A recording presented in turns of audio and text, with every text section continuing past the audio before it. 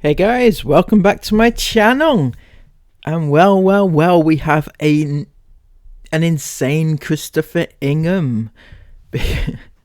he's gone off on some sort of clown narrative. So we're gonna give the clown narrative as told by Christopher Ingham, and let's see where we get. The other day he put up a post about how amazing his van life was and how amazing it was in the Arctic and how he was yearning for it, all whilst on holiday in a caravan with his family. You know, it couldn't have been that exciting if he was yearning over the van. Yeah, anyway, so that's what happened, and he put up this post explaining how amazing it was. So he says, makes me smile so much watching this. Constantly find myself thinking about this trip and all the insane things we experienced on it. Because the trip ended on such a low with us all so sick, so we never really got to properly say goodbye to it, if that makes sense. Oh, it makes lots of sense, Chris. It makes a ton of sense. You never got... Oh.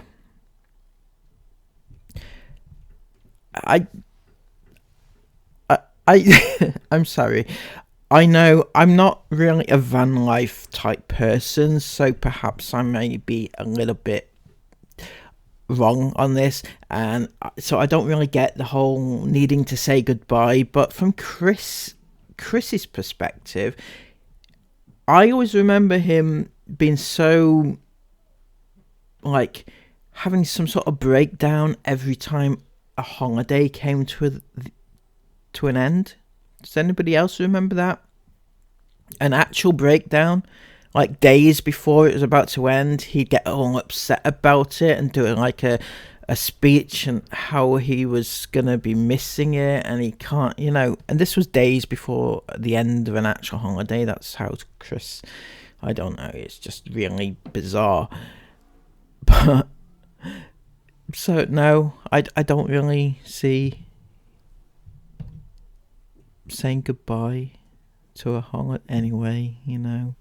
Maybe it's a van life thing, though. Maybe it is. So, any other van lifers out there, let me know in the comments below. Do you get upset, and do you need to say goodbye to your trip before it goes?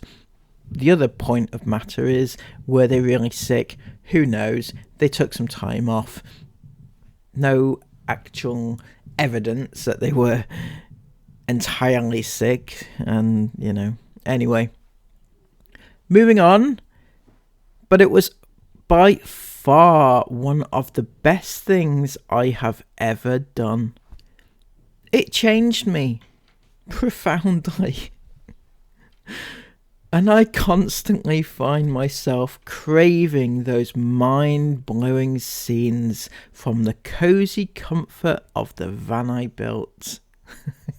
Van I built. Yeah. Yes, you did indeed build a van. You put it together. It was amazing. It was fantastic. It changed him profoundly. I just, those words. Yeah. Okay. Once you live proper van life, nothing else ever quite hits the same again. I'm sorry, Chris. How many trips in your van have you been on before that one, though? So this one was proper van life, whereas the other ones weren't proper van life. Seems a little bit like you may have been lying the first few times. Anyway, don't forget, this was whilst he was in his caravan with his family on a caravan site, you know, on holiday, right? And he's writing this whilst he's on a caravan in his caravan with his family. Not really living the best life, is he?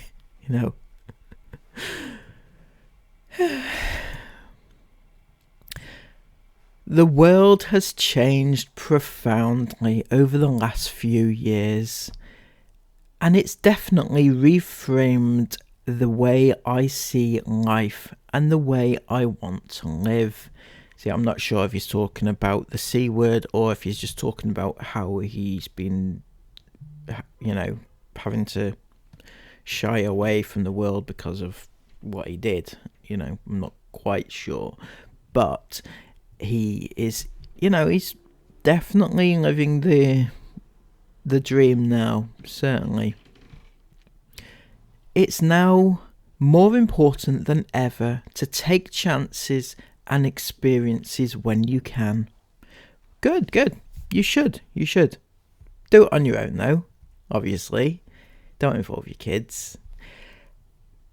Then he goes on to say, not put things off that you want to achieve, see, or do in your life for maybe one day or when I'm older. None of us are ever promised tomorrow, no matter how old or young you are. Go get it all today. And then some rocket emojis. Okay. Chris, I where do I start with that? Right. Okay. Firstly, yeah, that is quite quite awe-inspiring, I've got to say, to say that we're not promised a tomorrow. So thanks for that. And you're quite the philosopher. So don't put things off that you want to achieve or do in your life, right?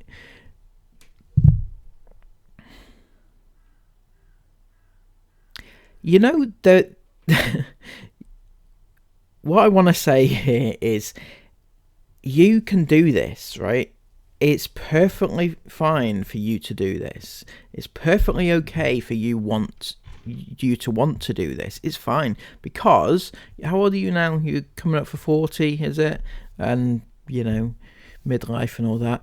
But your kids, right?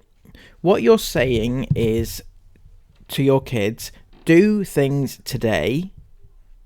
Take the chance to do things now, because you might not have a future. By making them do these things today, you're meaning they do not have a future. This is what I'm saying. You've had your future, or you're having your future. But by taking the kids and not giving them a future, you are very much you're doing them a huge disservice. I can't quite explain fully how incredibly bad this actually is, what you're doing. Yes, do what you want to do, but you have 5 children to think of, and you're telling them to go take the opportunity now. But by taking the opportunity now, it means they do not have the opportunity later on, period, at all, right? What happens in the future when one of your kids, say Esme, just says, I want to travel the world, and she says, Mummy, Daddy, where's my money? And you say, well, you've got to earn it. And she says, well, how do I earn it? And you say, well, with the GCSEs we didn't give you. And you see the way things go on this little thing. And Mila and Jace,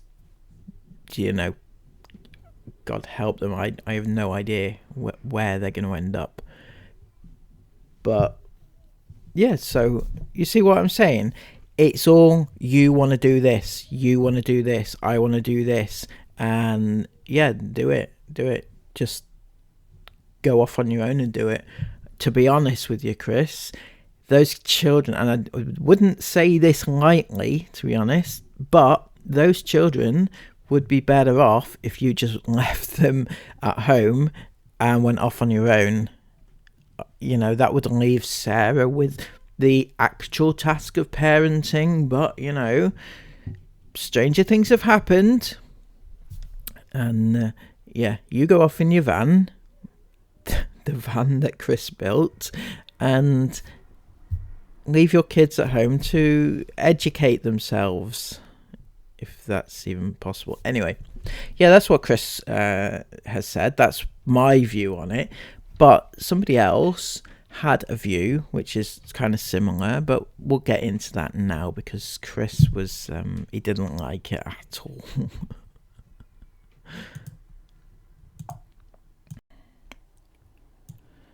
So this person replies to this and says, great to do if you're single or just in a couple. Look at the amount of times you've said me or I in that post. When you become a parent, it no longer becomes about what you want. What about the kids? You say they agree to this life, but what choice did you really give them? And Jason Miller have no choice. Sorry, but I think it's very selfish and not the actions of a responsible parent. Wouldn't be so bad if there was actual homeschooling going on, but I think that died a death very quickly. So, as you can see, this person not hating, just stating what is a common sense thing to say. Perfectly fine in my book. In fact, if somebody commented this on one of my videos in response to something that I did, you know, as against me, I would reply in kind with a well thought out response, right? It's very well put together, common sense. Now, Chris, in his wisdom, he's a card, isn't he? So, Chris replies this, a bunch of laughing emojis, because that's the mark of, you know, a responsible parent. Clown comments like this really make me long. You realise what we actually film amounts to probably 1 hour of a day. What happens in the other 23? What, do we never eat much because we don't video it? We never wash or shower because you don't see it? Well, Chris, I don't think using that as an analogy would be the best thing because, you know, some people, and I'm not saying me, right, but some people may contest that you don't shower an awful lot because, yep, don't need to see it, obviously, but people can see what they see, and to be honest, you can actually see when people are not properly washed. Just saying. How, right, now this is where he gets a little bit, you know, out of order. Well, furthers his out of orderness. How the F would you know what schoolwork is done in my family? Right, now, first of all, Chris, you realise full well your audience on your channel, on your page, right? Using the F word is like, you know, you don't do it. You're a family channel. I mean, I don't really see what, you know, why. I just don't see why you would do that. And then, how would you know what schoolwork is done? Well, Chris, it doesn't take a brain surgeon, right? Because yes, you could be homeschooling. You could be. But as I pointed out in my video the other day, there is limited space in that van in particular. Right? You were in the Arctic. You didn't put out the awning, obviously, because it's freezing. So where did you do the schoolwork? At what point? Where did you sit the girls down and do their schoolwork whilst you had two young children running about screaming and shouting? Just, there was no way. I don't think you get it. I don't think he gets it, guys. I don't think so.